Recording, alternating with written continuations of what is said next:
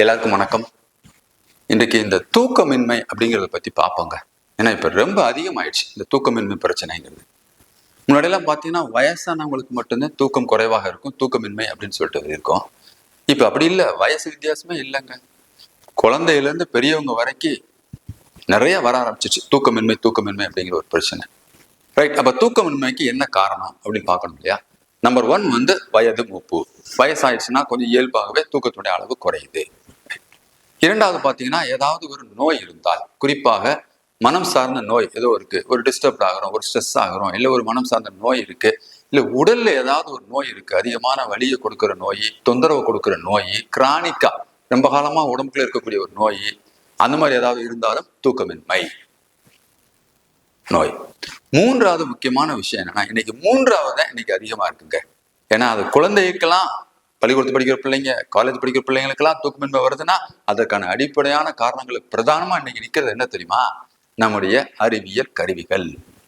S, முதல்ல television இருந்துச்சு, அந்த தொலைக்காட்சி பார்க்கறது ஒரு லிமிட்டடாகவே இருக்கிற வரைக்கும் பிரச்சனை இல்லாம இருந்துச்சு. இப்ப கம்ப்யூட்டர் வந்துச்சு. கம்ப்யூட்டர் தாண்டி இன்னைக்கு செல்போன் கையில வரவும் என்ன ஆகுதுன்னா, எல்லார் கையிலுமே செல்போன் வந்துச்சுங்க. செல்போன் பயன்பாடு அதிகமாக அதிகமாக அதிகமாக நேரம் போறதே தெரியல. 9 மணி 10 மணி தான் நினைச்சிட்டு இருப்பாங்க, திடீர்னு பார்த்தீங்கன்னா 12 மணி ஆயிடுது, திடீர்னு பார்த்தா 2 மணி ஆயிடுது. ஆக நேர காலமே தெரியாத அளவுக்கு இந்த செல்போனில் மக்கள் மூழ்கி விட்டார்கள் என்றுதான் சொல்ல வேண்டும். அதுல இருக்கக்கூடிய அந்த சீன்ஸ், வீடியோஸ், பதிவுகள், அது வாட்ஸ்அப், ஃபேஸ்புக், பதில் போறேன், பதில் பார்க்குறேன், டிக்கு, ப்ளூ டிக்கு, ஒயிட் டிக்கு, இப்படியே இதே சிந்தனையில் போகிற பொழுது மனித மூளையில் தூக்கத்துக்கான அந்த அமைப்பு இருக்கு பாத்தீங்களா, அந்த கெமிக்கல்ஸ் அது கொஞ்சம் மாறுபட ஆரம்பிக்கிறது, தூக்கமின்மை வர ஆரம்பிக்கிறது. நிறைய பேர் என்கிட்ட சொல்லும்போது என்னமா சொல்றாங்க, ஏங்க 12 மணி 1 மணி 2 மணிக்கெல்லாம் முடிச்சிட்டு இருக்கீங்க, உங்க லாஸ்ட் சீன் சொல்லிட்டு உங்க செல்லுல எப்படிலாம் காட்டுதே அப்படின்னு கேட்டா அதுக்கு பதில் சொல்றாங்க, இல்ல தூக்கம் வராத நாடிதான் பாக்குறோம் செல்போனை அப்படிங்கிறாங்க. நீங்க செல்போன் பாக்குறது நாடிதே தூக்கமே வர மாட்டேங்குதுங்கிறத நிறைய பேர் உணர்வதே இல்லை. அதனால இது பிரதான காரணம் இருக்கு.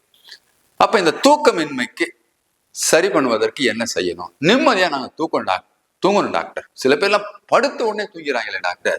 எஸ், இன்றைக்கும் படுத்த 5வது நிமிஷம் தூங்கிறாங்க.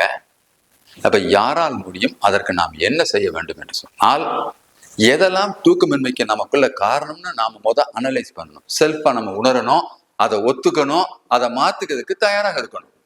ஃபார் எக்ஸாம்பிள், இப்ப நோய்க்கான ட்ரீட்மெண்ட் எடுத்துக்கிறது. இந்த செல்போன் தான் நமக்கு ஒரு பிரதானமா இருக்குன்னா, அந்த செல்போன் பயன்பாடுகளை குறைத்துக் கொள்தல். எஸ், ஒரு 8 மணி 9 மணி அதிகபட்சம், அதுக்கு மேல செல்போனை அதிகம் பயன்படுத்தக்கூடாது என்கிறத ஒரு கட்டுப்பாடு, சுய கட்டுப்பாடு உங்களை நீங்களே மாற்றிக்கொண்டால் மட்டும்தான் அது சாத்தியமாகும். குறைந்தபட்சம் 10 மணிலேருந்து 6 மணி வரைக்கும் ஒரு நல்ல தூக்கம்ங்க. அட்லீஸ்ட் 10:30லேருந்து 6 மணி வரைக்கும் ஒரு தூங்குறாங்க பாத்தீங்களா, அந்த தூக்கம் மிக மிக அவசியம் உடல் ஆரோக்கியத்திற்கு, எதிர்கால வாழ்க்கைக்கு. அப்ப அதை செய்யணும், அப்ப அதை குறைச்சிக்கணும். 2வது முக்கியமான விஷயம் என்னன்னா, நம்ம நிறைய பேர் செய்யாத விஷயம், செய்ய வேண்டிய விஷயம் என்னன்னா, படுக்கைக்கு போகிற பொழுது எம்டி மைண்டடா போகணுங்க. வெறுமையான மனநிலை. அங்க நம்மளுடைய சிந்தனை எங்க மட்டும் இருக்கணும், எதை நோக்கி மட்டும் இருக்கணும்னா தூக்கம். That's all. நம்மள நிறைய பேர் படுக்கையில போய் படுத்துட்டு அன்னைக்கு நடந்ததெல்லாம் யோசிச்சுட்டு இருப்போம். இப்படி ஆகிப்போச்சு, அப்படி ஆகிப்போச்சு, அவங்க எப்படி சொன்னாங்க, ஒருவேளை இப்படி பண்ணியிருந்தா அப்படி நடந்திருக்காதோ, இந்த நாள் அப்படி நடந்து போச்சு. ஸோ ரிப்பீட்டட் தாட்ஸ், திரும்ப திரும்ப நம்ம நினைவுகள் ஒரு அப்சஷனாகவே மாறுகிறது. ஆக இந்த ரிப்பீட்டட் அப்சஷன், அந்த தாட்ஸ் இருக்கு பாத்தீங்களா, அதுவே தூக்கமின்மையை இன்னும் இன்னும் அதிகப்படுத்தும். அதனால சிம்பிளா செய்யுங்க. நான் நிறைய பேரை பார்த்துட்டேன், படுத்தவொடனே தூங்குறவங்க யாருன்னா, போறாங்க, படுக்கையில படுக்கிறாங்க, எந்த சிந்தனையும் கிடையாது, தூக்கம் மட்டும். ஒருவேளை தூக்கமே வரல அப்படின்னாலும் பரவாயில்ல, கண்ணை மூடுங்க, கண்ணை மூடிட்டு பேசாம அப்படியே ரெஸ்ட் கொடுங்க உடம்புக்கும் மூளைக்கும். சோ சிந்தனைகள் அற்ற அல்லது சிந்தனைகளை குறைந்த எண்ணத்தோடு நீங்கள் தூக்கத்துக்கு போனீங்கன்னா நல்ல தூக்கம் வருங்க. நன்றி, வணக்கம்.